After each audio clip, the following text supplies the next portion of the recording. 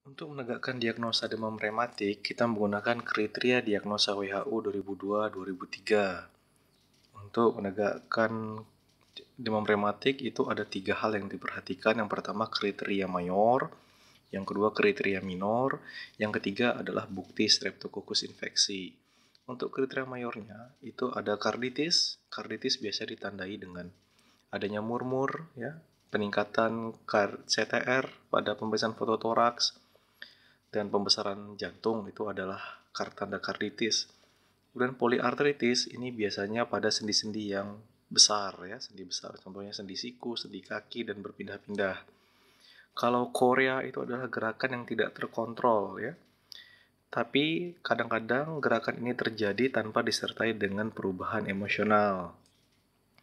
Erythema marginatum itu adalah ruam yang tidak gatal, ya, erythema tapi dia tidak gatal. Sedangkan nodul subkutan ini biasanya berkelompok dan tidak nyeri. Biasanya kita menyingkat kriteria mayor dengan KAPOCES, karditis, poliartritis, korea, erythema marginatum, dan subkutan nodul. Untuk kriteria minor, ini biasanya ada demamnya bersifat remiten, kemudian bisa atralgia, kemudian ada riwayat demam rematik sebelumnya, atau riwayat penyakit jantung rematik. Terus kemudian ada positif reaksi fase akut, ya. Reaksi fase akut bisa seperti LED meningkat atau C-reaktif protein atau leukositosis.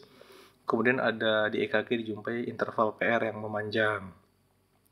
Dan yang ketiga adalah bukti infeksi streptococcus, biasanya bisa dijumpai dari swab kultur tenggoroknya positif, peningkatan asto, kemudian bisa scarlet fever ataupun antigen rapid testnya dijumpai positif. Untuk kriteria diagnosanya sendiri itu terbagi menjadi 5, ya. Ini saya ambil dari buku Sudikdo. Itu ada 5. Yang pertama bisa episode demam rematik primer, itu jika dijumpai 2 kriteria mayor atau 1 mayor tambah 2 minor tambah bukti infeksi streptococcus.